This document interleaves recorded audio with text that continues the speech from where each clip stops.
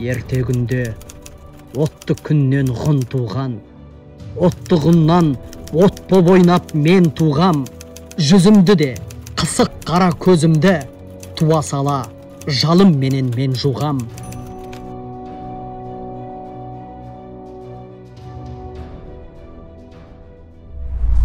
Ғұндар туралы алғаш рет Қытай деректерінде кездеседі. Біздің заманымыздан бұрынғы 27 ғасырда, шамамен 5000 жыл бұрын, император Хуанди оларға қарсы соғысқан.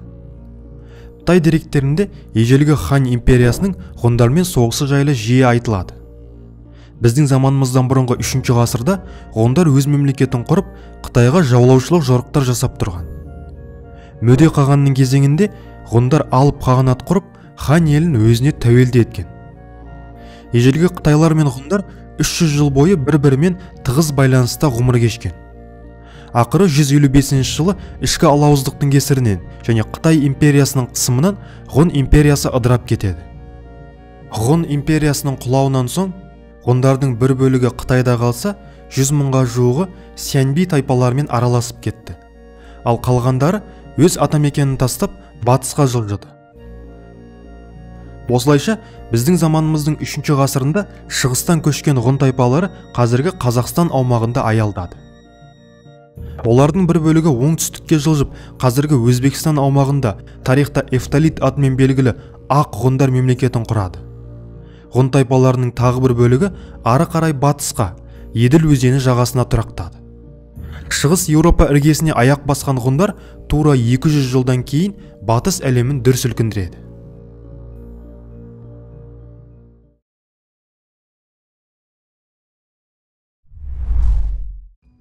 410 жылы тамызда Гот тайпасының көсемі Аларихтың 40 мыңдық әскері Римнің іргесіне тоқтап, қаланы қоршауға алады. Римді тікелей шабуылмен алудың қажеті болмады. Түнге таяу сатқын қолдар мен қызметшілер Салария қақпасын ашып берді. Ұзақ уақыт бойы жалақ алмаған, соғыс олжасын көрмеген Аларихтың әскері Римді 3 күн бойы тонады. Осылайша Рим қаласы 800 жылда алғаш рет жаудың қолына өтіп тонауға ұшырайды. Араға 45 жыл салып, 455 жылы Вандал тайпасын бастаған Гейзерих Римді екінші мәрте басып алады. Екінші соққыдан Рим ешқашан қалпына келе алмайды және батыс әлемінің бас қаласы ретінде мәңгілікке тарих қойнауына кетеді. Алайда Римді алған варвар көсемдері Аларих те, Гейзерих те, ақырет жаршысы атымен танымал, есімі талай дастандарда жырланған Атилла секілді атақты емес. Бич Божий, яғни ақырет жаршысы, Құдайдың қасіреті, Еуропаны қиратушы аттарын егелеген адам, Римнің, христиан әлемнің ең қорқынышты жауы ғұн көсемі Атилла. Ол Кавказ тауларынан Рейннің сағасына дейін созылған алып держава құрды. Ол 5 ғасырдың ең үлкен әрі ең қанды қақтығысында айқасты. Ал оның есімі христиан әлемі үшін ақырет сөзінің синониміне айналды. Ақырында ажал Атилланы үйлену тойынан алып кетті. Ал оның империясы тарих сахнасынан аққан жұлдыз іспетті тез ғайып болды. Шығыс Еуропаға ғұндар келместен бұрын әлемнің екінші бір бөлігінде өркениетті Рим империясы үлкен саяси экономикалық дағдарысты бастан кешірді. 180 жылы 17 наурызда Рим тарихындағы 5 қайырымды монархтың соңғысы император философ Марк Аврелий дүниеден озды. Аврелийдің орнына оның ұлы Коммод отырды. Император Коммод мейірімсіз, қатыгез тиран болып шықты. Мемлекеттік істі атқарудың орнына нәпсінің қалауына еріп, бүкіл өмірін гладиаторлық жекпе-жекпен өткізді. Оның шығарған әділетсіз өкімдері сенаттың, халықтың, жалпы Рим қоғамының наразылығын тудырды. Ақыры 193 жылы 1 қаңтарға қараған түні Нарцисс есімді қызметші императорды бауыздап өлтірді. Коммодтың дарынсыз басқаруының салдарынан империядағы саяси экономикалық жағдай ушықты. Римнің әр түкпірінде түрлі қолбасшылар бас көтерді. Римде азамат соғысы басталды. Коммодтың өлімінен соң 193 жылы 1 жылдың ішінде 5 император ауысты. Кейінгі 90 жылда империяда тыныштық болмады. Билік бір қолбасшының қолынан екіншісіне өтіп, әр 5-10 жыл сайын азамат соғысы болып тұрды. Ақыры 284 жылы билікке Диоклетиан келді. Император Диоклетиан провинциялардағы императорға қарсы шыққан әскербасыларды талқандады. Шығыста парсыларды жеңіп, варвар тайпаларын қуды. Әкімшілік және ақша реформасын жүргізді. Империяны 3 бөлікке бөліп, әр аймаққа өлкелік басқарушыларды қойды. Диоклетиан тұсында Рим қайтадан ұлы статусын алды. Сауда керемет қарқынмен дамыды. Керуендер алыс жерлерден орталыққа келіп сауда жасайтын болды. Римнің қалалары жанданып, халықтың тұрмысы жақсара бастады. Жаңа қалалар салынып, халық саны өсті. 305 жылы 61 жастағы Диоклетиан өз еркімен биліктен бас тартып, зейнетке шығады. 312 жылы билікке Константин I келеді. Ол христиан дінін насихаттауға рұқсат береді. Және империяның астанасын Римнен шығыстағы Константинополь қаласына көшіреді. Осы билеушілердің тұсында империяда бір ғасырға созылған жылымық орнады. Бірақ мемлекеттің экономикалық мәселелері толық шешімін таппады. Римнің құлауының негізгі себептерінің бірі ұзақ жылдық экономикалық тоқырау еді. Біздің заманымыздың 1 ғасырынан бастап Рим империясы Қытай және Иранмен тығыз сауда қатынастар орнатты.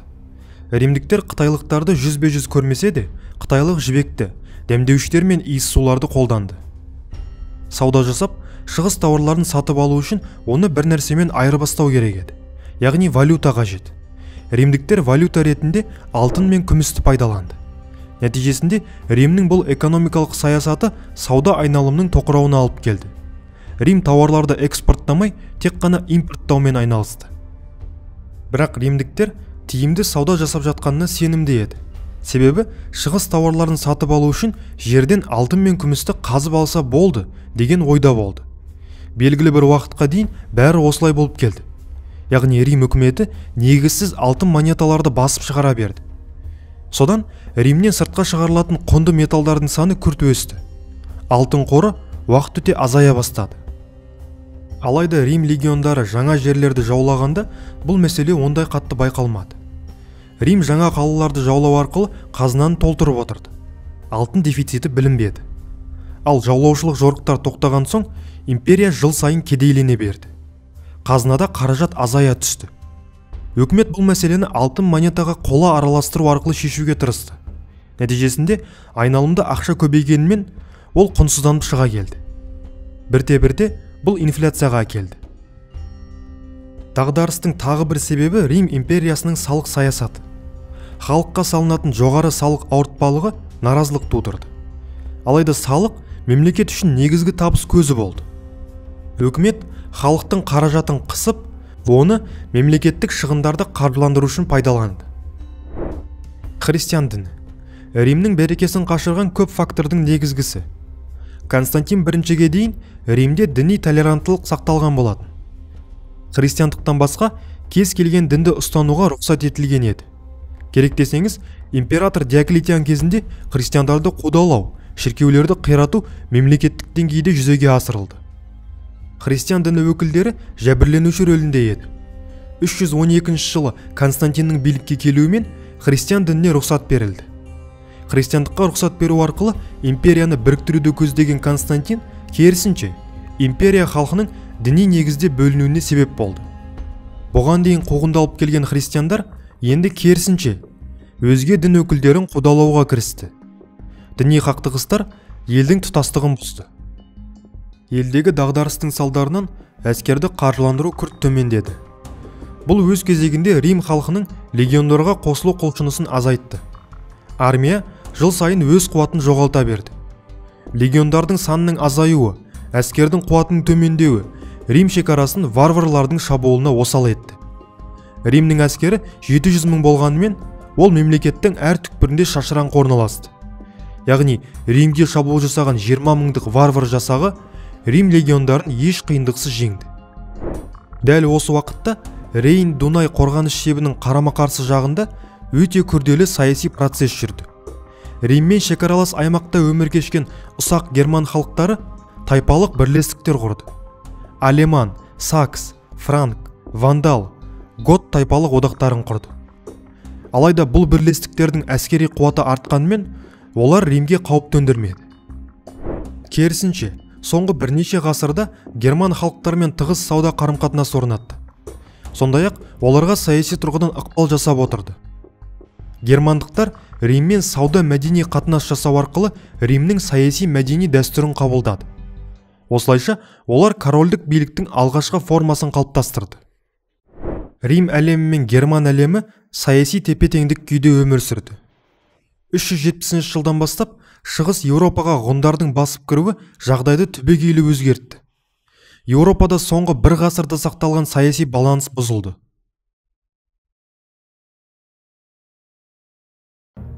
Біздің заманымыздың 4-ші ғасырынан бастап солтүстік Еуразия кеңістігінде климаттың өзгеруі байқалды.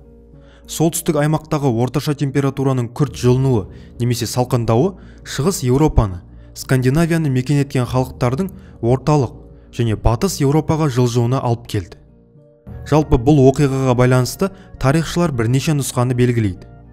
Бірінші нұсқа бойынша 3-5 ғасыр аралығында климаттың күрт салқындауынан Шығыс Еуропа халқының негізгі күнкөріс көзі болып табылатын егін шаруашылығы нашарлады. Климаттың өзгеруі жұтқа әкелді. Содан тайпалар егіншілікке қолайлы, жылы аймақтарға көше бастады.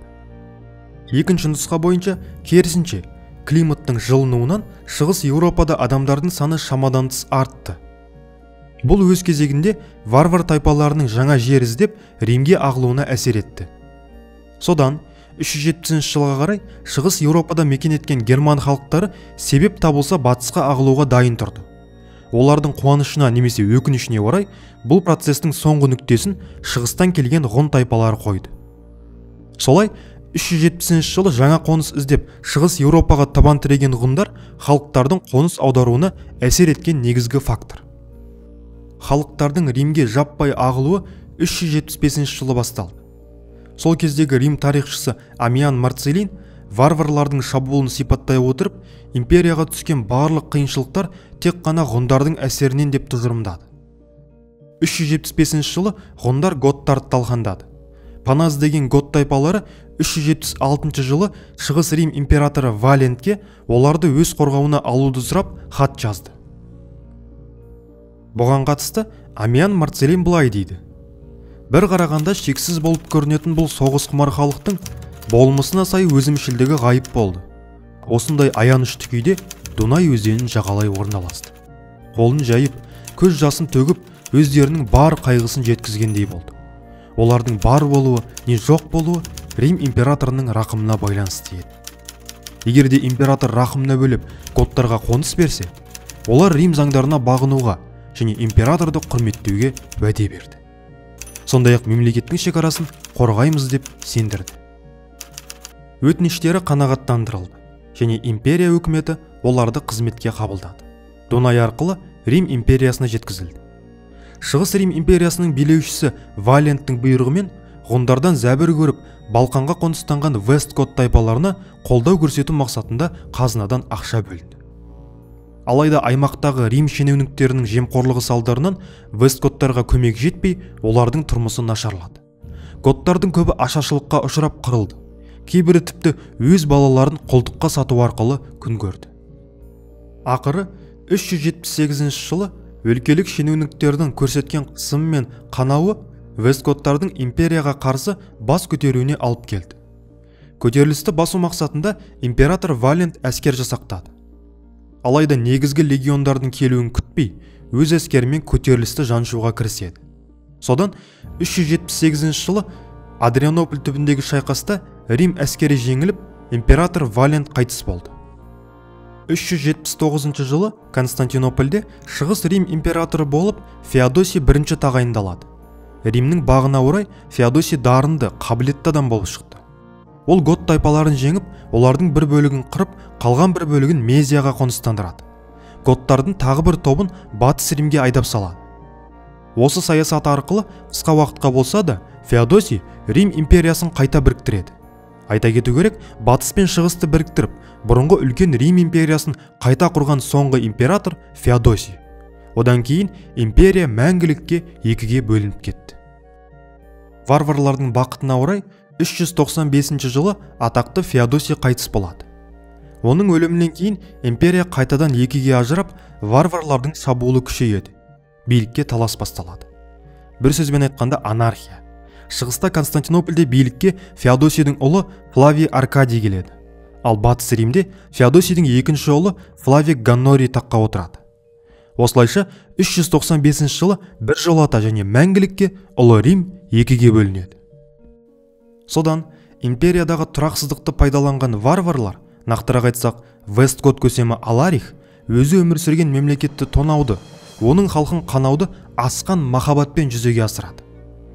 Оның әскері бүкіл Балқан шаһарларын отқа орап, артынша Грекияға басып кіреді. Ғылым мен философияның қайнар көзі болған грек қалаларын тонайды. Бір сөзбен айтқанда, білгенін жасайды. Батыста Римнің бақытына орай Стилихон есімді қолбасшы варварлардың бұл әрекетін тоқтатуға шешім қабылдайды.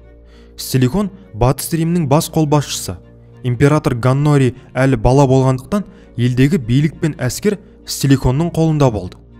Стилихонның өзі жартылай варвар. Ол Рим әскерінде керемет карьера жасаған вандал тайпасының өкілі. Стилихон дарынды қолбасшы һәм сауатты дипломат. Ол Аларихты бірнеше рет жеңіп, оны Грекиядан қуды. Жеңілген готтарды қырудың орнына оларды тұзаққа түсіріп, аман қалуға мұрсат берді. Бұлай жасауының себебі қаптаған варварлардың арасында баланс сақтау керек еді. Готтардан басқа Римге франк, алан, алеман сияқты герман тайпалар жаппай шабуыл жасап, оның құнарлы аймақтарына қоныстанып жатыр еді.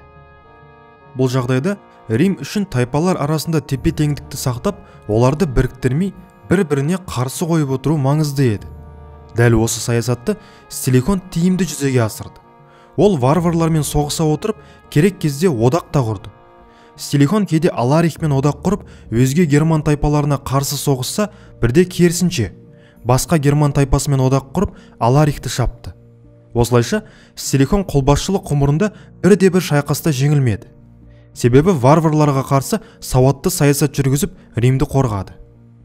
Алайда біздің батырымыз қанша тырмысқанымен, тағдырдың шешімі басқа еді. Естеріңізде болса, Стилихон жартылай варвар болатын. Бұл факт римдіктердің оған деген сенімсіздігін тудырды.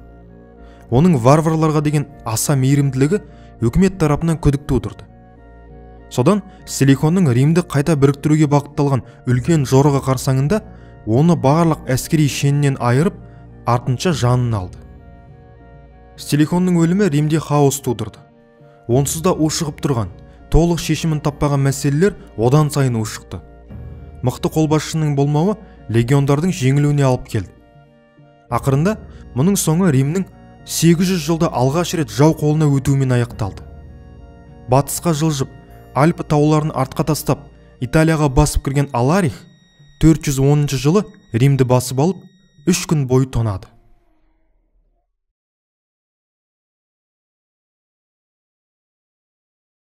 Ұзақ күттіңіздер, осымен біз Аттиланың кезеңіне жақындаймыз.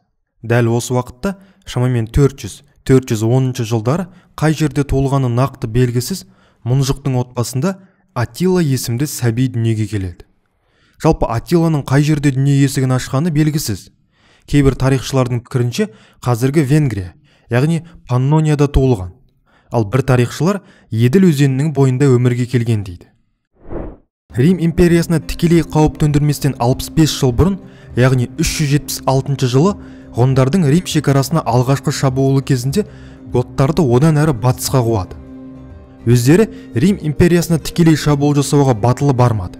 Дегенмен 396 жылы олар Кавказды кесіп өтіп, Арменияны артқа тастап, Клавдий атап өткендей Сирияның құнарлы өрістерін қиратты. Енді Аттиланың негізгі қарсыласы болашақ Рим қолбасшысы Флавий Аэций жөнінде бір ауыз сөз. Флавий ақсүйек Рим әулетінде дүниеге келген. Жас кезінен бастап Рим легионында қызмет етуге шешім қабылдап, әскери мансабын сонда бастайды. Алайда Аэций жалындаған жастығының көп бөлігін керемет сарайларда емес, варвар тұтқынында өткізеді. Рим империясы үшін күрделі кезеңде асыл тұқымды әулеттен шыққан ұлдарды варварларға кепілге беру әдеті қалыптасты. Ақыры күндердің бір күнінде жас Флавийді де варварларға кепілдікке жібереді. Ол өзінің балалық және жастық шағын алдымен Вестготтарда, содан кейін ғұндардың арасында кепілдікте өткізді. Алайда ол варварлардың арасында жүріп, уақытты бос жібермеді. әртүрлі варвар халықтарының арасында жүріп, олардың тілдерін, дәстүрін, соғысу өнерін және психологиясын жетік меңгерді. Бір қызығы, ол ғұндарда тұтқында болған кезінде ғұн ақсүйегінің ұлы Атилламен кездесті. Иә, ақырет жаршысы деген лақабатпен танылған Аэцийдің жауы дәл сол Атилла. Сонымен қатар, ол ғұн көсемінің әулетімен жақсы араласып, ғұн көсемі Руамен, Атилланың әкесі Мұнжықпен достық қарым-қатынас орнатып үлгерді. Римге ол 410 жылдан кейін Аларихтің әскері қаланы тонағаннан кейін оралады. Қызмет барысында қолбасшы дәрежесіне дейін көтеріліп, Галлияда, қазіргі Франция, Рим легиондарын басқарады. Неге Галлия? Себебі Аэций ұзақ уақыт бойы варвар тұтқынында болғандықтан, олардың тілдерін, дәстүрін, заңдарын жақсы білетін. Таныстықтары да бар еді. Ең маңыздысы, ол ғұндарды жақсы танитын. Бір қызығы, ғұндар мен Батыс Рим көп жағдайда бір-бірімен одақтас болды. Ғұндар көбінесе Шығыс Римді тонады, ал батыстықтармен керісінше одақтастық қарым-қатынаста болды. Батыспен бірігіп, готтарға, аландарға, басқа да варварларға қарсы соғысты. Бір жағынан, дәл осы ғұндардың варварларды ығыстыруы олардың Батыс Римге жаппай шабуылының негізгі себебі болды. Жалпы бұл кезеңде берік одақтық қатынастар орнамады. Әр тайпа өзінің жеке пайдасын ойлады. Бүгінгі одақтастар ертесіне жау болып бір-бірімен соғысты. Ал одан кейін екі жау қайта бірігіп, бұрынғы одақтастарын шапты. Бұл саяси хаоста Рим жеңімпаз болып шыға алатын еді. Себебі империяның әскері, ресурсы жеткілікті еді, және осы кезге шейін жүргізген саясаты жемісін беріп келді. Бірақ дәл осындай хаос Рим саяси элитасының арасында да болды. Римдегі билікке үш бірдей әскер басы таласты. Біріншісі өзіміздің Флавий Аэций, екіншісі Африка провинциясының басшысы Бонифаций, және үшіншісі сөз жүзінде Римнің бас қолбасшысы Константин. Қысқа қайыратын болсақ, бұл ішкі қақтығыстың нәтижесінде Флавий мен Константин жеңіліп, Батыс Римдегі билікті Бонифаций алады. Жеңілген Флавий ескі достарына пана іздеп қашады. Кімге қашты? Әрине ғұн көсемі Руаның қарамағына. Ғұндардың арасында аздап қаңғырады. Біраздан соң саяси қарсыластарының көзі жойылғанын естіп, Римге қайтып оралады. Император Валентиниан тым жас болғандықтан, мемлекетті анасы Галла Плацидия мен Флавий Аэций басқарды. Флавий билікті қолына алған соң, қарсыластарынан кек алудың орнына шөгіп жатқан империяны қолынан келгенше құтқаруға тырысты. Варварларды орнына қою үшін ол қайтадан ескі досы ғұн көсемі Руадан көмек сұрайды. Бұдан мынадай қызықты факт шығады. Римнің қорқынышты жау атанған дәл осы ғұндар көп жағдайда Римді варварлардың шабуылынан толық құлап қалудан қорғады. Өзге ғұн көсемдерін айтпағанда, Құдайдың қаһары атанған Атилланың өзі талай рет Риммен одақтасып, иық тіресіп бірге соғысқан.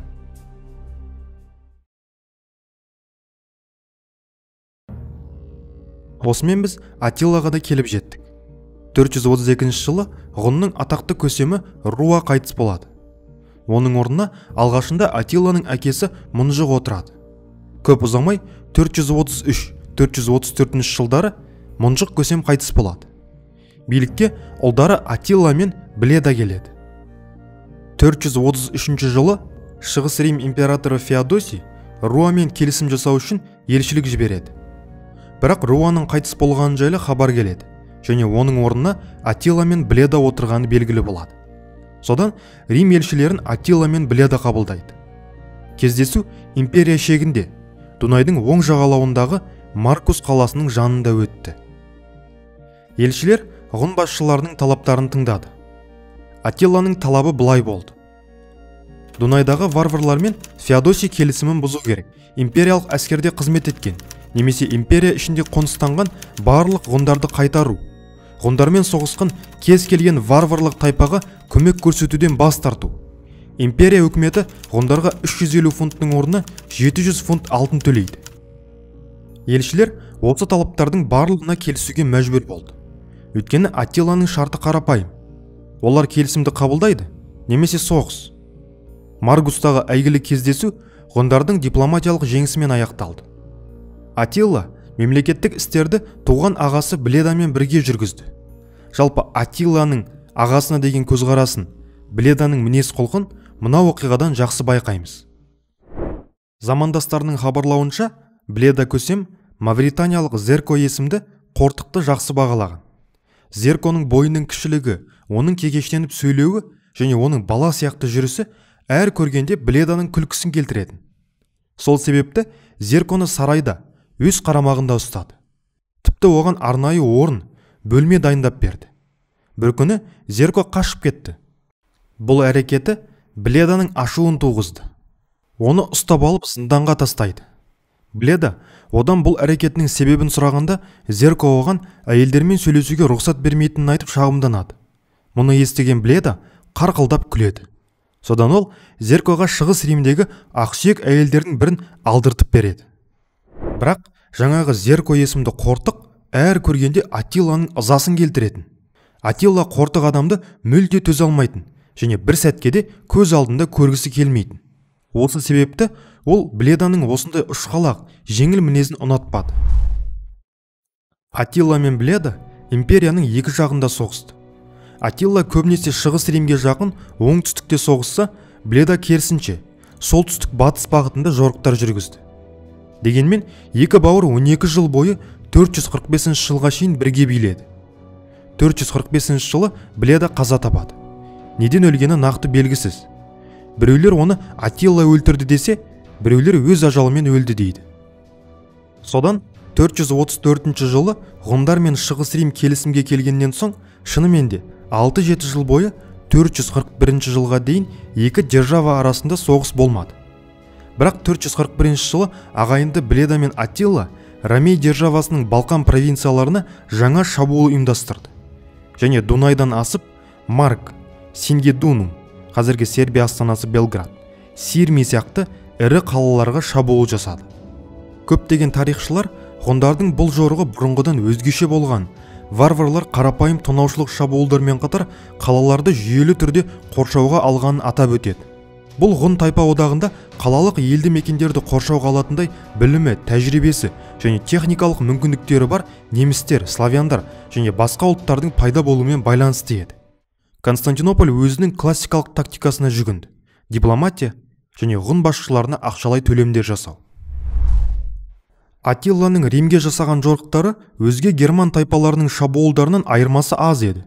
Себебі ғұндардан басқа вестготтар, вандалдар, аландар көп мәрте Римге тонаушылық жорықтар жасаған болады. Онда не үшін Римнің қорқынышты жау ретінде тарихта ғұндар аталады? Неліктен Рим тарихшыларының жадында ақырет жаршысы, Құдайдың қаһары деген қорқынышты есіммен басқа біреу емес Аттила қалды? Керек десеңіз, вестготтармен салыстырғанда ғұндар бірде-бір рет Римді, не Константинопольді тонамаған. Бұл сұраққа нақты жауап табу қиын. Алайда себептердің біріне ғұндардың ерекше бет әлпетімен Римге жат дәстүрін жатқыза аламыз. Бірақ Рим 800 жылдық тарихында өздеріне ұқсамайтын көптеген варвар тайпалармен соғысты. Дәл сол ашық реңді германдықтар римдіктерге мүлде ұқсамайтын. Ал Еуропада кенеттен, тіпті жоқтан пайда болған қысық көзді ғұндар олардың зәресін алды. Оған қоса ғұндардың тұрмысы, дәстүрі өзге варварлардан мүлдем бөлек болатын. Ғұндардың шайқасу тактикасы да римдіктерге әсер етті. Ғұндар атты әскермен бірге садақшыларды қолданды. Олардың ат үстінде садақты шебер ататын мыңдаған жауынгерлері римдіктерге жаңашылдық болып көрінді. Сонымен қатар ғұндар Римге еліктемеді. Өзге герман тайпалары Римге шабуыл жасау арқылы оның бір бөлшегі болуды қалады. Яғни Рим азаматтығын иелену мақсатында империяға енді. Мысалы, вестготтар Римге шабуыл жасау барысында тонаушылық рейдтер жасағанымен храмдарды қиратпады және Римнің толық құлауына мүдделі болмады. Ал ғұндарға бәрі бір еді. Ғұндар Римнің заңдарына, оның мәдениетіне, қалаларына ысқырып та қарамады. Сол себепті олар басып алған жерлерін майы таусылғанша тонайтын және қалаларды жермен теңестіретін. Бірақ ғұндардың тарихта, өнерде бұлай қорқынышты бейнеленуінің себебі тереңде жатыр. Негізгі себебі христиан діні. Орта ғасырлық авторлар үшін ғұндар Құдайдың адамзатқа жіберген жазасы, ақыреттің жаршысы, адамдардың жасаған күнәларының қарымтасы еді. Яғни ғұндар дінді таратуда керемет пиар болды. Егерде кімде-кім христиандыққа бет бұрмаса, қорқынышты ғұндар келіп, олардың көзін жояды. деген насихатпен дінді таратуға тырысты. Діни уағыздың арқасында біз ғұндардың осындай қорқынышты бейнесін алдық. Христиан авторларының уағызы бізге ғұндардың қайда шабуылдағаны, қай кезеңде қандай қаланы алғаны туралы тұшымды деректерді хабарлайды. 5 жылдан кейін 446 жылы Атилла жаңа жорыққа дайындалады. 446-448 жылдары Атилла бастаған ғұндар Грекияны, Румынияны, Болгарияны және Сербияны тонайды. 446-448 жылдар аралығында ол 2 Рим әскерін талқандап 70-ке жуық қаланы алып қиратты. Тіпті оңтүстікке терең еніп, шығыс Римнің бас қаласына жақындады. Константинопольді оның құдіретті қабырғалары құтқарып қалды. Феодосий масқара бейбітшілік келісімге келді. Соғыстың тоқтауына және Атилланың әскерді кері бұруына 6000 фунт алтын берді. Және жыл сайын тағы 2000 фунт алым төлеуге міндеттелді. Шығыс Рим императоры Феодосий II Атиллаға магистр милитум деген атақ берді. Яғни бас қолбасшы, әскер басы, шекараның солтүстігін қорғаушы деген мағынада. 448 жылы император Феодосийдің бір топ елшілігі Атилланың сарайына келеді. Елшіліктің құрамында Приск Паннийский есімді Рим тарихшысы бар еді. Атилламен тікелей көрісу кезінде ол ғұн көсемін былай деп сипаттады. Атилла үстелінің жанына 3, 4 немесе одан да көп қонақтарға арналған үстелдер қойылды. Осылайша әркім табаққа салынған тағамнан орнынан тұрмай-ақ қол жеткізді. Алдымен ет толтырылған тағамды алып Атилланың жеке қызметшісі кірді. Оның артында басқа қонақтарға қызмет етушілер үстелге тамақ пен нанды қойды. Біздерге және дастархан басында отырған өзге варварларға күміс ыдыстарға салынған керемет тағамдар ұсынылды. Ал Атилланың алдында ағаш табақтағы еттен басқа ештеңе болмады. Бәрі күміс ыдыспен ас ішкенде ол ағаш ыдыс қолданды. Осылайша ол өзінің топырақ мінезімен әдебін көрсетті. Көсемнің үстіндегі киімі қарапайым бірақ ұқыпты болды. Оның жанында ілініп тұрған қылышы, аяқ киімнің бауы секілді жеке заттары өзге ғұндардікіндей асыл тастармен безендірілмеген еді. Приск Паннийский. Ғұндардың мәдениетіне келсек, олардың тілдерін Еуропада көбісі біле бермеген. Ғұн тілін білетін адамдар жоғары бағаланған. Егер ондай адам болмаса, ғұндармен келіссөз жүргізу мүмкін емес. Өмір сүру салты көшпелі болды. Олардың жаңа жерлерді жаулаудағы негізгі мотивациясы жайылымды арттыру және алтынды иелену. Қызығы, Атилла басып алынған жерлерде егіншілікпен айналысуға қатаң тыйым салған. Атилла уақытында ғұндар бұрынғы Рим тарихшылары сипаттағандай варвар емес еді. Себебі соңғы 10 жылдықтағы шығыс Римге жасаған жорықтардың нәтижесінде ғұндар өте мол байлықты иемденді. Константинополь оларға килограммдап емес тонналап алтын жіберіп отырды. Осының арқасында байлықтың артқаны сонша, олар ағаштан жасалған үлкен сарайлар, үйлер сала бастады. Приск Паннийский ғұн еліне барғанда Атилланың орынбасары Әнегезидің сарайында тіпті моншаның болғанын жазады. Бірақ ғұндарда жазу өнері, алфавит атымен жоқ еді. 450 жылы Шығыс Рим императоры Феодосий II қайтыс болады. Оның орнына бұрынғы сенатор һәм қолбасшы Феодосийдің күйеу баласы Маркиян келеді. Қатты мінезді батыл Маркиян Атиллаға елші жіберіп, салық төлеуден бас тартады. Сонымен қатар Маркиян әскерді күшейтіп, империяның қорғанысын арттырады. Маркиянның қатты ұстанымы Атилланы шығыстан кері бұрылып, назарын Батыс Римге бұруға итермеледі. Батыс Рим императоры Валентиниан 31 жаста еді және өте әлжуаз саясаткер болады. Қалай дегенмен, Атиллаға соғыс бастау үшін де сылтау қажет. Атилланың қолында дайын көзір бар еді. Ол императордың әпкесі Ганнорияның романтикалық хаты. Айта кететін жайт, 435 жылы Валентинианның әпкесі Ганнория ішіне өз сақинасын салып, ғұн көсемі Атиллаға хат жазып жіберген. Қыз хатында Атиллаға тұрмысқа шыққысы келетін, сондай-ақ өзімен бірге империяның жартысын алатынын айтқан. 15 жыл ішінде ғұн көсемі бұл романтикалық ұсынысты ұмытып кетті. Бірақ оның сақинасын сақтады.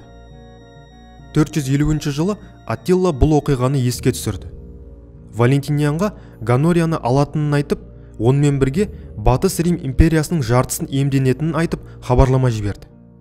Аттила Ганорияны дереу бостандыққа шығаруды және Батыс Рим империясының жартысын қыздың жасау ретінде беруін сұрады. Аттила Валентинианға арнайы хабаршы жіберді. Хабаршы Аттиланың сөзін императорға былай жеткізеді: Аттила менің ием және сенің қожаң. Патшалардың патшасы Аттила Валентинианға оның сарайын дайындап қоюды бұйырды. Бұл таңғажайып ұсынысқа Валентиниан Ганорияның тұрмыс құрғанын және ғұнның әйелі бола алмайтынын айтып ақталды. Оның әпкесінде империядағы билік пен байлықты жұмсай алатындай құқық жоқ деп жауап берді. Бұл қарсылыққа Аттила жауап бермеді. Ол тек Ганория сақинасын Равеннаға жіберді және оның шарттарын орындауды талап етті. Аттила үшін императордың жауабы маңызды емес. Ең бастысы соғысқа себеп табылды. Ол талап қойды, талап орындалмады. Нәтижесі соғыс. Аттила өзіне бағынышты бүкіл герман, остгот тайпаларын жинап, үлкен әскер жасақтады. Бір қызығы, Аттиланың жағында христиан емес, пұтқа табынушы герман тайпалары соғысты. Осылайша Аттила жер қайысқан қолымен батысқа жылжыды. Аттиланың жорығынан хабардар Флавий Аэций қарап жатпады. Аэций мықты қолбасшы ғана емес, дарынды дипломат та болды. Ол қысқа мерзімде Галлиядағы бүкіл варвар тайпаларының басын құрап, одақ құрай алды. Бұл одаққа бұрынғы жаулары вестготтарды, франктердің бір бөлігін, аландарды, тіпті вандалдарды біріктірді. Одақ құрау үшін Аэций барлық айлы амалды қолданып бақты. Тіпті қаза тапқан франк көсемінің ұлын асырап алды. Бірақ бұл жорық барысында Аттиланың өзі үлкен стратегиялық қателік жасады. Ол еш қиындықсыз әскерді Италияға бағыттаса болатын еді. Себебі варварлар ешқашан Италияны қорғау үшін соғыспас еді. Оның орнына ол Рейнді кесіп өтіп Галлияға, қазіргі Франция, басып кірді. Жорық сәтті болмады. Алғашында ғұндар айтарлықтай қарсылыққа ұшырамады. Галлия қалаларын бірінен соң бірін тонап, қиратып келе берді. Сондай-ақ Галлияны мекен еткен франк тайпаларының бір бөлігі Аттиланың жағына өтті. Ақырында Аврелий қаласына, қазіргі Франциядағы Орлеан, табан тіреді. Қаланы қоршауға алып, шабуылмен алуға тырысты. Бірақ қала берілмеді. Соңында қоршауды алып, қаладан кетуге тура келді. Себебі Аэций бастаған үлкен армияның жақындағаны туралы хабар келді. Аттиланың ұзақ шегінуге шамасы жетпеді. Қарсыластары оны қуып жетіп, шегінуге мұрсат бермеді. Рим мен оның одақтастары оларды қуып жетіп, шайқасқа итермеледі. Содан Аттила әскері Каталаун даласында аялдап, шешуші шайқасқа дайындалды. Атақты Каталаун даласының қайда екені нақты белгісіз. Шамамен бұл шайқас Францияның қазіргі Шампань провинциясында болғаны анық. Шайқас 451 жылдың 15 маусымында түстен кейін басталды. Аттила әскерінің осал позицияда екеніне алаңдап, шайқасты барынша созуға тырысты. Шайқас алдында Аттила Флавийге шегінуге мүмкіндік беруін сұрап хат жазды. Бірақ Флавий ұсыныстан бас тартты. Аттила әскерін соғысқа дайындады. Айқаста әдейі кешке таяу бастады. Өйткені жеңіліске ұшыраған жағдайда шегінуге жеңіл болу үшін. Шайқас қарсаңында ол қосын алдына шығып, сарбаздарын ынталандырды. Осыған дейін сан мыңдаған тайпаларды тізе бүктірдік. Егер қазір батылдық танытсақ, бүкіл жаһан біздің аяғымызға құлайды. Мен сіздерді сөзбен ынталандырудың қажеті шамалы деп есептеймін. Бізге соғыстан басқа не керек? Шайқас ғұн әскерінің Римнің орталық шебіне шабуылынан басталды. Римдіктер шабуылдың алғашқы толқынына тойтарыс бере алды. Бірақ Аттила соққыны күшейтіп, Рим қорғанысын бұза берді. Шайқас бірнеше сағатқа созылды, және екі жақ та көп жауынгерден айырылды. Күн батса да шайқас жалғаса берді. Ақырында қақтығыс тәртіпсіз қырғынға айналды. Шайқаста гот көсемі Теодорих қаза тапты. Аттан құлаған оны өз сарбаздары басып өлтірді. Негізінде басшының өлімі әскердің әрекетсіздігіне, тәртіпсіздігіне алып келетін. Алайда қараңғы болғасын Теодорихтің өлгенін ешкім білмеді. Шайқас жалғаса берді. Рим әскерінің қорғанысын бұзалмаған Аттила шегінуге мәжбүр болады. Майдан даласындағы жағдай таң атқанда ғана белгілі болды. Шайқаста өте көп адам қаза тапқан. Рим тарихшылары оқиғаны әсірелеп 200 мың адамның өлгені туралы жазады. Бірақ заманауи тарихшылар бұл деректі бір ауыздан жоққа шығарды. Бір нәрсе анық. Каталаун қырғыны 5 ғасырдағы ең ауқымды шайқас. Және ғұндар бұл қақтығыста жеңілді. Бірақ кейін белгілі болғандай, бұл римдіктердің соңғы жеңісі еді. Шайқастан кейін Аттила соғыс арбаларынан қорғаныс дуалын жасап, өлім құшуға дайын тұрды. Оның мақсаты жау қолына түспеу еді. Осы мақсатта ол барлық ер тоқымдарды жинап, егер жеңілген жағдайда оны өртеуге бұйрық берді. Әкесінің кегін алғысы келген гот көсемі Теодорихтың ұлы Торизмунд Аттиланы қуып жетіп, жанын алуды ойлайды. Алайда бұл жоспардан бас тартуға Торизмундты Аэций көндірді. Аэций оған тез арада еліне қайтуды бұйырды. Егер ол жылдам оралмаса, әкесінің тағына оның бауырлары отыратын еді. Торизмунд еліне қайтты. Онымен бірге гот әскері де кетті. Аэций болса Аттилаға тірі қалуға мүмкіндік берді. Өйткені Римге ғұндардың толық жеңілгені тиімсіз.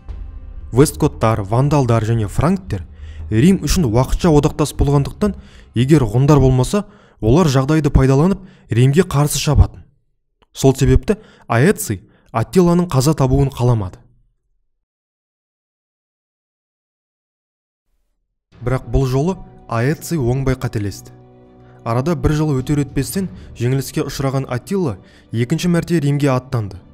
452 жылы Аттиланың қосыны Римге бағыт алып, Италияға енді. Осылайша Аэций қорқынышты жаумен бетпе-бет келді. Ол бұл жағдайда ең дұрыс шешім қабылдады. Шегінді. Әскерін Италияның солтүстік батысына алып кетті. Содан ешқандай қарсылық көрмеген ғұндар Италияның солтүстігін түгелдей тонауға ұшыратты. Бірінші соққы Венеция провинциясындағы ежелгі Аквилея қаласына тиді. Сол кездегі Адриатика жағалауындағы ең үлкен қала. Орта ғасыр тарихшысы Йорданның хабарлауынша, ұзақ және күшейтілген қоршаудан кейін Аттила қаланы ала алмады. Қала ішінде оған ең мықты римдік жауынгерлер қарсы тұрды. Ал өз әскері шабуылдан жалыққаны сонша шегінуге дайын тұрды. Алайда Аттила қоршауды жалғастыруды талап етті. Және шабуыл кезінде катапультаны қолдана отырып қаланы ақыры алды. Қаланы алғаннан кейін Аквилеяны тонауға ұшыратып, ақырында жермен теңестірді. Қаланы қиратқаны сонша, кейін римдіктер қаланың орнын таба алмады. Ал аман қалған Аквилея тұрғындары жерорта теңізіндегі аралдарға қашып, ол жерде жаңа қаланың, Венецияның негізін қалады. Ғұндар Медиоланумды, қазіргі Миланды, басып алды. Медиоланумда Аттила император сарайын басып алды. Бұл қала 5 ғасырдың басында Рим империясының астанасы болған. Сарайды аралау барысында Аттиланың көзіне ерекше картина түсті. Картинада тақта отырған шығыс пен батыстың екі бірдей императоры мен олардың алдында жатқан өлі скифтердің денесі бейнеленді. Мұны көрген Аттила тез арада картинаны салған суретшіні алдына әкелуді бұйырды. Суретшіні тауып Аттиланың алдына әкелді. Аттила оған сурет салуға бұйырды. Суретші Аттиланың нұсқауымен лезде картинаны салып шықты. Бұл жаңадан салынған суретте тақта отырған Аттила, оның аяғына алтын шашып жатқан екі Рим императоры бейнеленді. Тұрғындардың көпшілігі Медиоланумнан қашып кетті.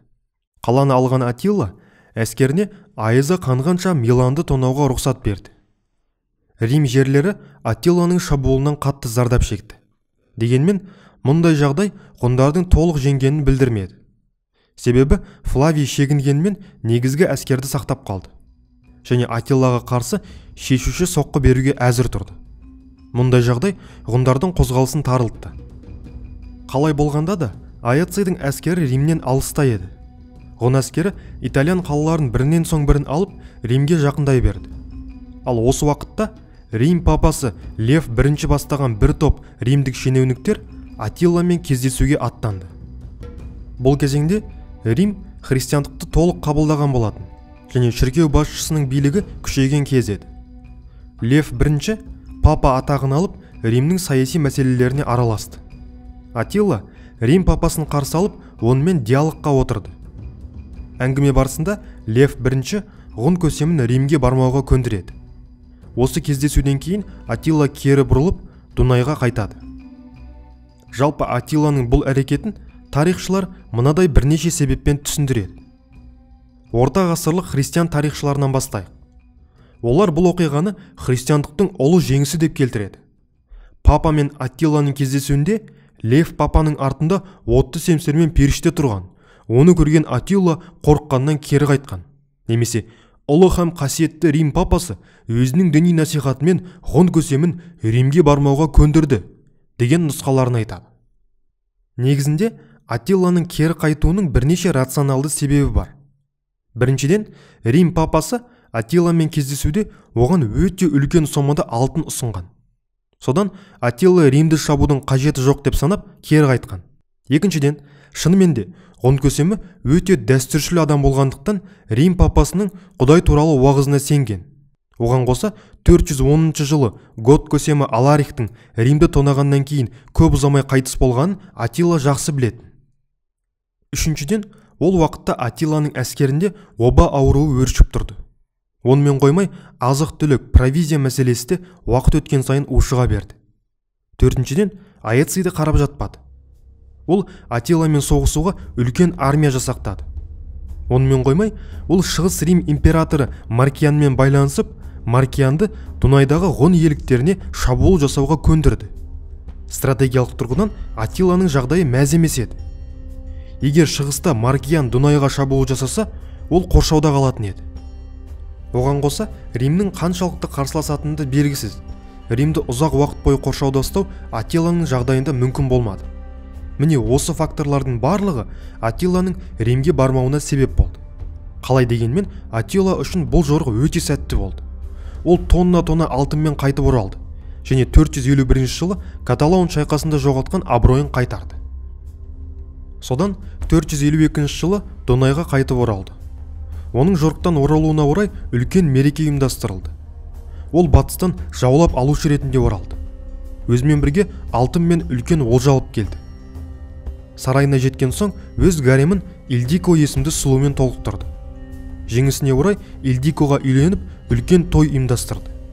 Ildiko өте жас әрі нәзік қыз. Неміс аңыздарында ол Хильдегард атымен белгілі. Франк немесе Бургунд ақсүйек әулетінен шыққан ханша. Аттила оны әскери олжа ретінде алып келді.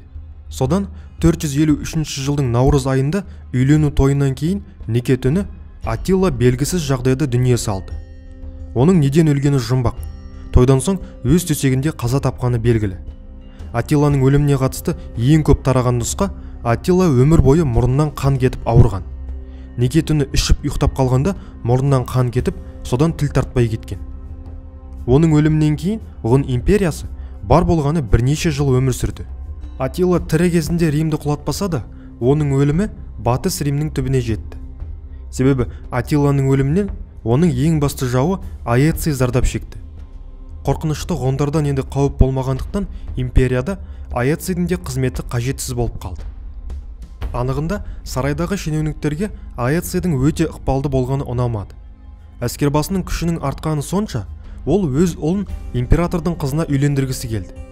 Бұл сарайдағы кейбір сенаторларға ұнамады. Әсіресе Петроний Максим есімді сенаторға. Ұзын құлақтардың хабарлауынша, император Петронийдің әйелін зорлаған. Сол үшін императордан кек алмақшы болды.